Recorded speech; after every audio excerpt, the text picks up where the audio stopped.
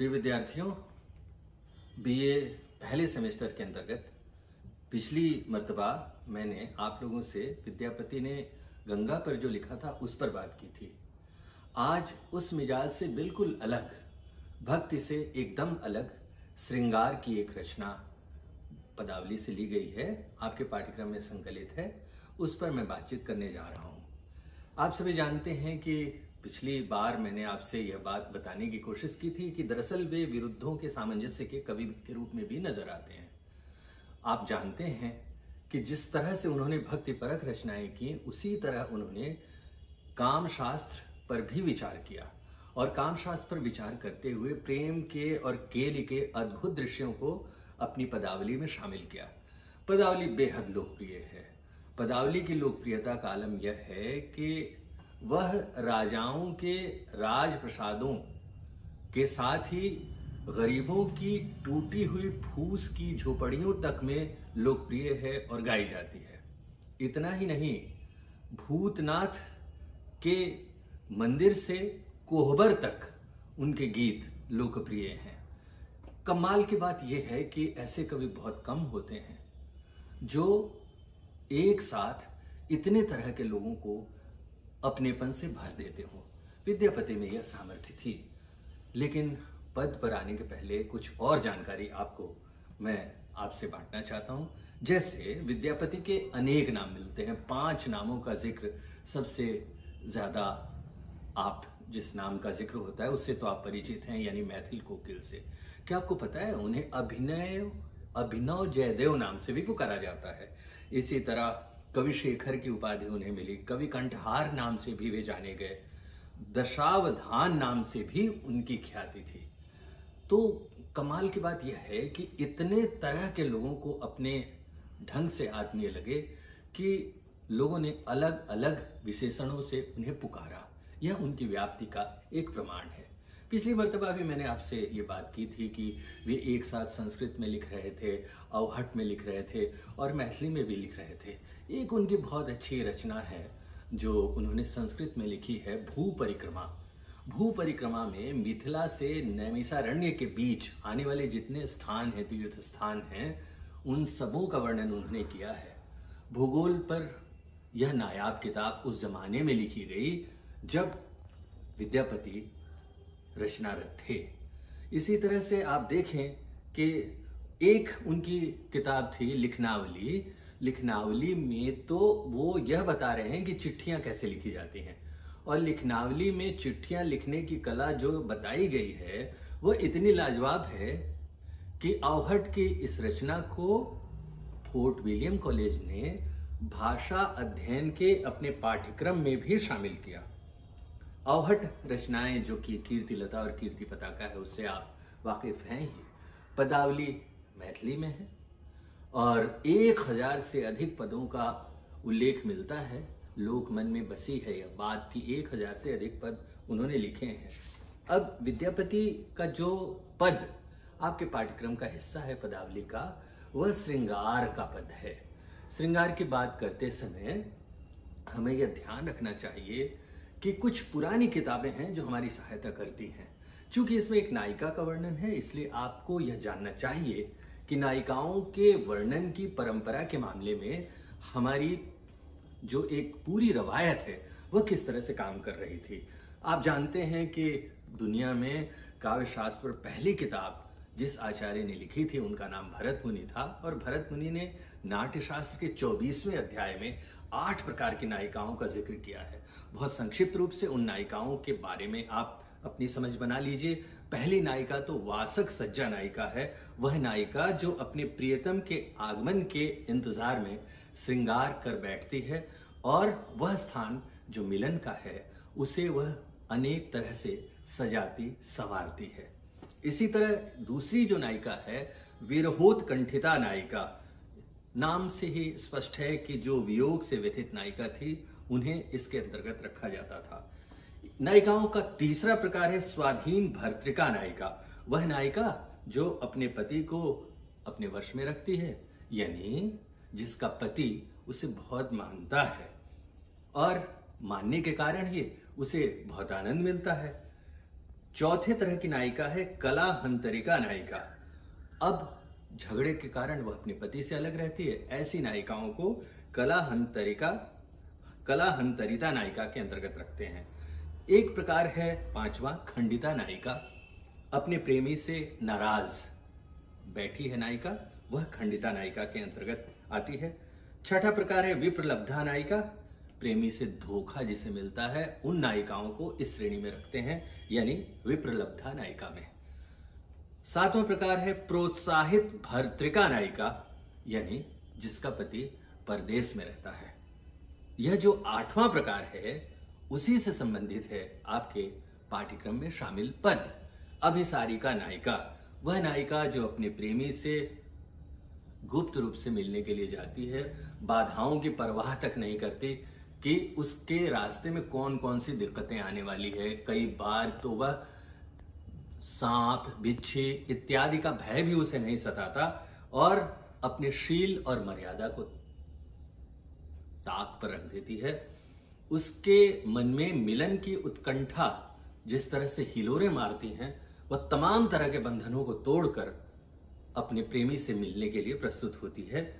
यानी अंधेरे, तूफान, सांप, बिच्छू किसी तरह की कोई परवाह नहीं, अपने शील और मर्यादा जो समाज ने बनाए हैं उसको वह दरकिनार कर देती है प्रेम की विह्वलता के कारण। ये अभिसारिका नायिकाएं हैं। तो भरत मुनि ने तो इस तरह से विभाजन किया। अग्नि पुराण महर्षि वेद व्यास की रचना है, उसमें नायिकाओं के 4 भेद बताए गए, स्वकीया, परकीया, सामान्य और एक पुनर्भू भी। तो स्वकीया तो आप जानते हैं, परकीया भी जानते हैं, सामान्य भी जानते हैं। स्वकीया के भी 3 भेद किए गए, मुग्धा, मध्या और प्रगल्भा। परकीया के 2 भेद किए गए, विवाहित और अविवाहित। सामान्य यानी गणिका जो सबके लिए एक प्रेम और श्रृंगार के समय को उपलब्ध कराती है। पुनर्भू नायिका दूसरी बार विवाहित नायिका को कहते हैं। बाद में पुनर्भू जैसा विभाजन नहीं रहा। काव्य अलंकार रुद्रट ने 3 तरह के नायिकाओं की चर्चा की, स्वकीया, परकीया, सामान्य। अब इसी की चर्चा होती है। लेकिन आइए अभिसारिका नायिका यानी अपने उद्दाम आवेग और प्रेम के झंझावातों के बीच यह नायिका अपने प्रेमी से मिलने चली है, यह आपके पाठ्यक्रम में शामिल है। अब आप देखें, जह जह पग जुग धरई तहीं तहीं सरोरहु झरई। जहां जहां नायिका पैर रखती है वहां वहां कमल खिल जाते हैं। जहां जहां झलकत अंग तह तहीं बिछुरी तरंग। झलकत अंग तह तहीं बिजुरी तरंग। नायिका के वस्त्रों के बीच में कहीं कहीं अंग झलक रहे हैं, यानी वस्त्रों से नायिका इस तरह सुसज्जित हुई है कि उसके जो खुले हुए अंग हैं जिससे भावनाएं प्रकट हो रही हैं, विद्यापति कहते हैं उन जगहों पर ऐसा लगता है जैसे बिजली की चमक हो। की हेरल अपरूप गोरी पैठल ही मधिमोरी। विद्यापति कह रहे हैं कि वह अपूर्व सुंदरी नायिका है, उसने मेरे हृदय रूपी समुद्र में अपना घर बना लिया है। और आगे देखिए, जहां जहां नयन विकास तहीं तहीं कमल प्रकाश।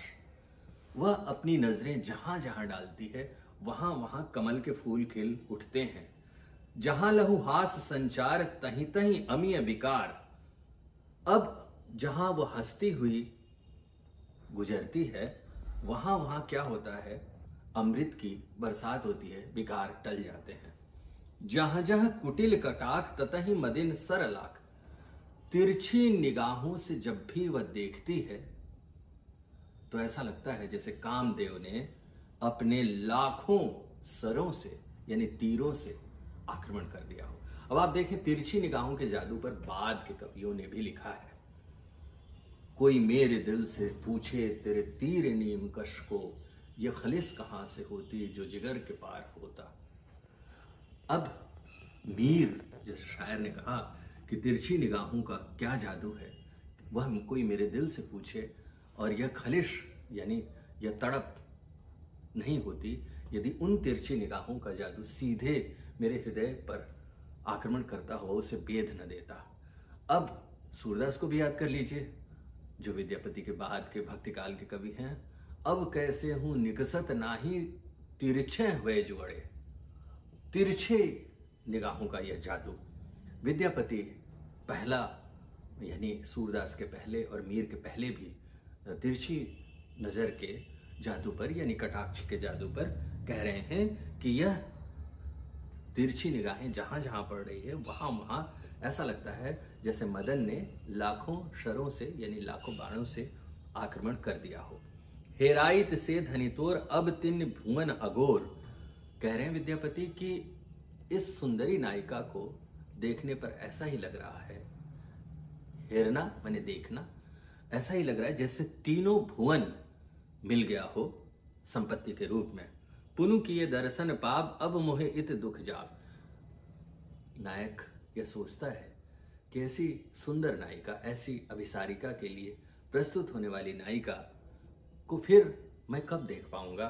विद्यापति कह जाने तुवगुण देहब आने। विद्यापति कहते हैं कि नायिका का जो गुण है वही नायिका तक पुनः खींचकर ले जाएंगे नायक को। तो यह कविता है और आपके पाठ्यक्रम में संकलित है, अभिसारिका के लिए प्रस्तुत नायिका। यह पदावली का ही एक हिस्सा है और पदावली में श्रृंगार के इतने सुंदर वर्णन हैं जिन्हें विस्तार से विद्यापति ने वर्णित किया है। और कमाल की बात यह है कि लोक में ये पद अपनी सुंदरता के साथ विद्यमान है।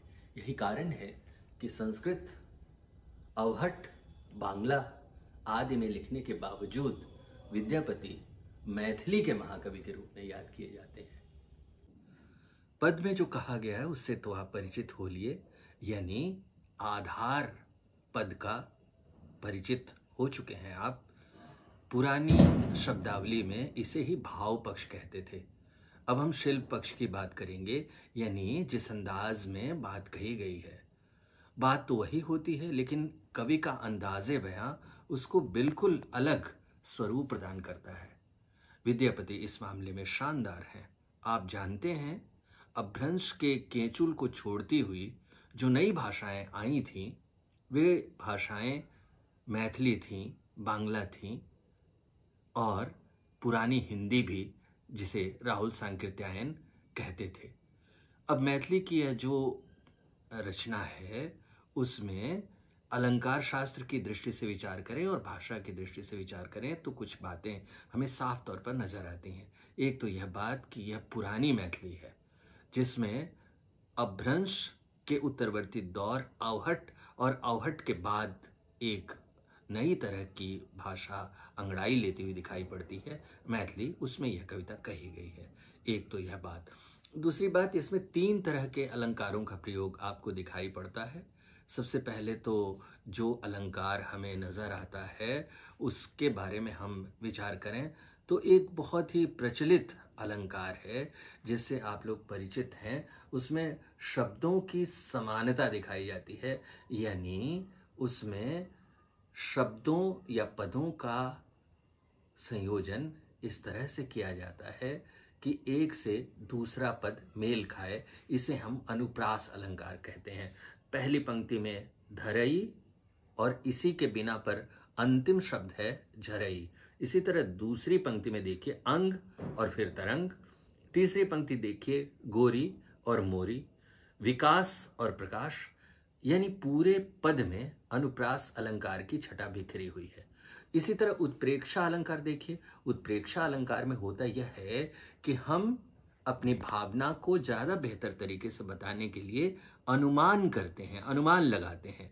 इस पद में भी अनुमान का यह सुंदर खेल नजर आता है। जैसे जहाँ जहाँ नायिका पैर रखती है वहाँ वहाँ मानो कमल के फूल खिल जाते हैं, या फिर जहाँ जहाँ उसके अंग झलकते हैं कपड़ों के पहनने के बाद, जहाँ खुला अंग उसका दिखाई पड़ रहा है वहाँ पर बिजली की चमक जैसे प्रकट हुई हो। तो पूरे पद में उत्प्रेक्षा अलंकार का यह उदाहरण दिखाई पड़ता है। अतियुक्त अलंकार भी है। अतियुक्त अलंकार किसे कहते हैं? जिसमें किसी बात को बढ़ा चढ़ाकर कही जाती है। उदाहरण के लिए अब आप इस पंक्ति को देखिए कि जो नायिका की तिरछी निगाहें हैं वह जब नायक देखता है तो उसे ऐसा महसूस होता है कि मानो मदन ने लाखों बाणों से उस पर वार कर दिया हो। यह है कविता का शिल्प पक्ष, यानी भाषा भाव भंगिमा के साथ भाषा भंगिमा पर बातचीत। धन्यवाद।